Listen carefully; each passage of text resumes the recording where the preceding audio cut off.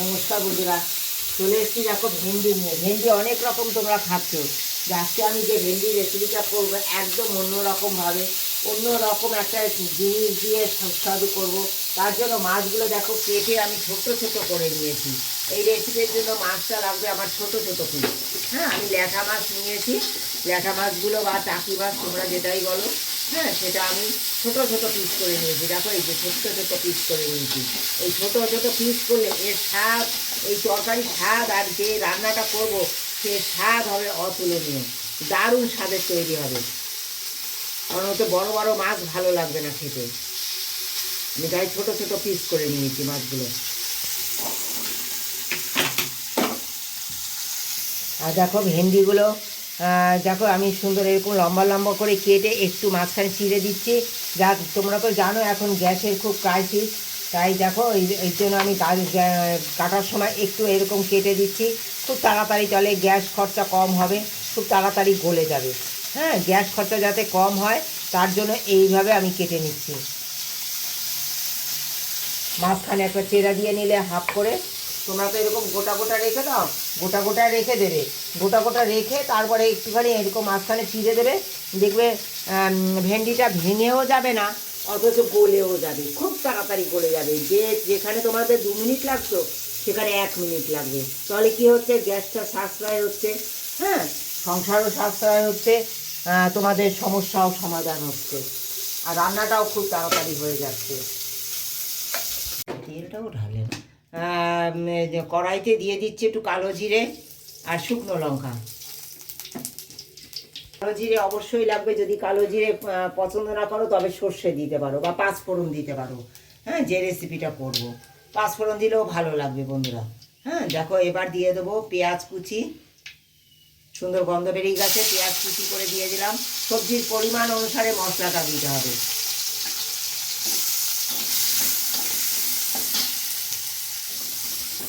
দেখো এই অবস্থায় দিয়ে দেবো লবণ একটু। প্রথমে লবণটা দিয়ে দেবো পেঁয়াজটা খুব তাড়াতাড়ি নরম হওয়ার জন্য। তোমরা পেঁয়াজ বাটাও দিতে পারো বন্ধুরা, হ্যাঁ, পেঁয়াজ বাটা দিলেও হবে। হ্যাঁ, আমার ছোটো ছোটো পেঁয়াজটাই কুচিয়ে দিয়ে দিয়েছি। এইবার দিয়ে দেবো টমেটো, একটা বড় গোটা টমেটো।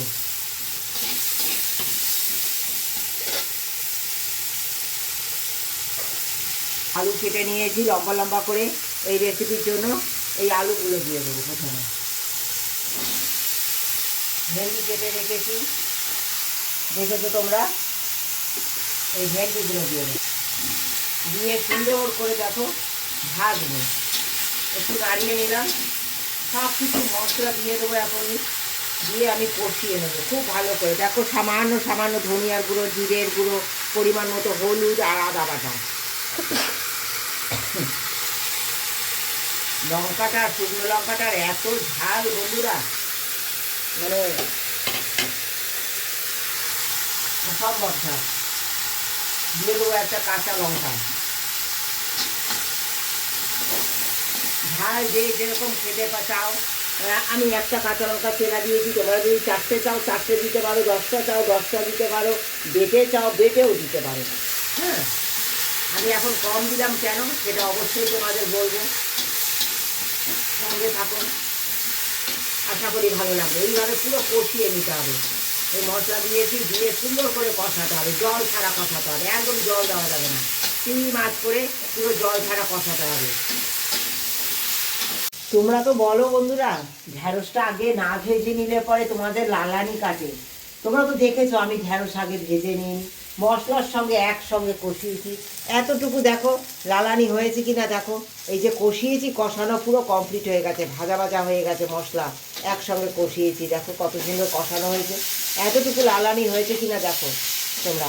কেন বলো তো, এই যে কড়াইটা যদি খুব ভালো করে তাতিয়ে নাও না, আর প্রথমে মশলা কষাবার সময় 1 মিনিট জোরে জোরে দিয়ে খুব জোরে করে নাড়তে হবে একসঙ্গে। হ্যাঁ, তাহলে আর ভাজার কোনো প্রয়োজন হয় না।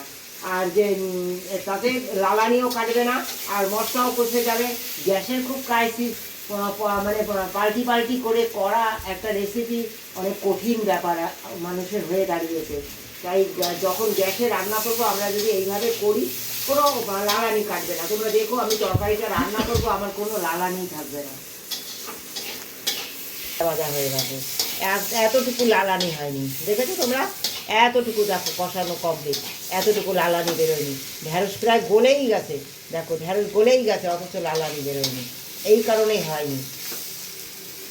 এবার দেখো গরম জল দিয়ে দেবো রান্নায় আমি। হ্যাঁ, রান্নায় যদি গরম জল দাও না, খুব তাড়াতাড়ি ঝটপট রান্না হয়ে যাবে, ঝটপট। পরিমাণ মতো জল দিয়ে দিলাম, গরম জল।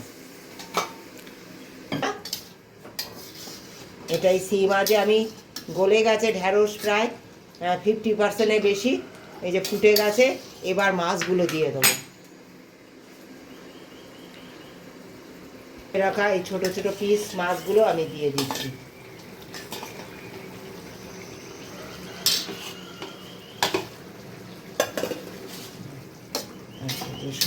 ওইদিকে তরকারি বসিয়ে দিয়েছি, তোমরা দেখেছো, ঝোল দিয়ে ওটা সিদ্ধ হতে দিয়েছি।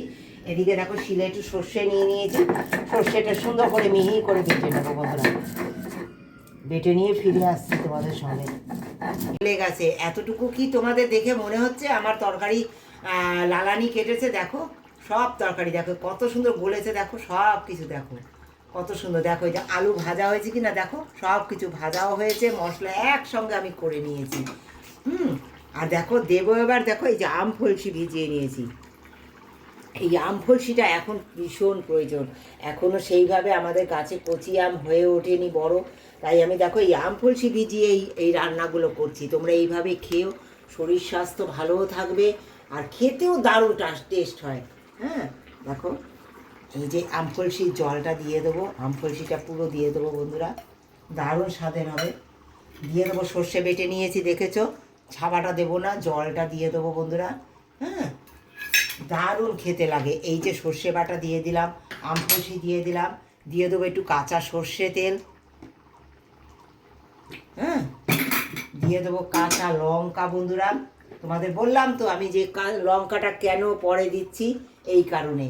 আমি তখন অল্প দিয়েছি, একটা ফোড়নে দিয়েছি আর একটা কাঁচা লঙ্কা চেরা দিয়েছি। তোমাদের ঝাল বেশি প্রয়োজন হলে তোমরা অবশ্যই দেবে, কিন্তু যখন এই লাস্টে এইগুলো দেবে তখন কিন্তু কাঁচা লঙ্কা একটু দিতেই হবে। এই কাঁচা লঙ্কা চেরা দিয়ে এটা ঢেকে একদম রেডি, নামিয়ে দেবো। এইরকম ঝোল ঝোল থাকবে তরকারিটা, এরকম ঝোল ঝোল থাকবে। অবশ্যই এরকম ছোট মাছটাকে এরকম ছোট ছোট করে নিতে হবে, তবে বেশি স্বাদ হবে। হ্যাঁ, করে নিয়ে এরকম দেখো স্ট্যান্ডিং টাইমে আমি এটা রেখে দেবো। এটা দারুণ স্বাদে গন্ধে অতুলনীয় হবে। তোমরা মনে করছো এই কি এমন একটা ট্যালটেলের তরকারি, এর আবার কি স্বাদ হবে? রাজকীয় তো অনেক খাও, কিন্তু একবার এইভাবে খেয়ে দেখো না, ভালো লাগে কি না তারপর কমেন্ট দিয়ে জানিও।